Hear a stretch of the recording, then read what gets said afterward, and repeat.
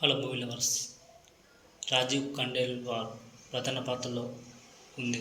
మరియు ఇది ఛత్రపతి శివాజీ మరియు మహారాజు యొక్క నిధిని కనుగొనే ప్రయాణం గురించి చెబుతుంది. దీన్ని బట్టి మీరు ఈ సినిమా ఎలా ఉంటుందో అర్థం చేసుకోవచ్చు. సో మనం ఈరోజు మాట్లాడుకున్నది సీక్రెట్ ఆఫ్ ది సిల్లర్ రివ్యూ. సో రాజీవ్ ఖండేల్ ప్రధాన పాత్రలో మరియు ఇది ఛత్రపతి శివాజీ మహారాజ్ యొక్క నిధిని కనుగొనబడని ఉంది. సో రాజీవ్ ఖండేల్వాల్ అతని పాత్రను చాలా ప్రత్యేకించి ఇంటెన్స్ సన్నివేశాలలో అతని నటన నెక్స్ట్ లెవెల్ అని చెప్పాలి. ఇతర నటులు కూడా మంచి పనితీరును అందించారు. ప్రతి పాత్రకు తనదైన ప్రాముఖ్యత ఉంది. దర్శకుడు కథను చాలా బాగా తీశాడు. ప్రతి సన్నివేశం ఎంటర్టైన్గా ఉండేలా చేశారు. కానీ కొన్ని సన్నివేశాలు మిస్ అయ్యాయి.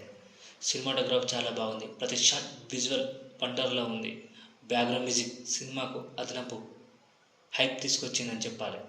ఎడిటింగ్ నెక్స్ట్ లెవెల్లో తీశారు.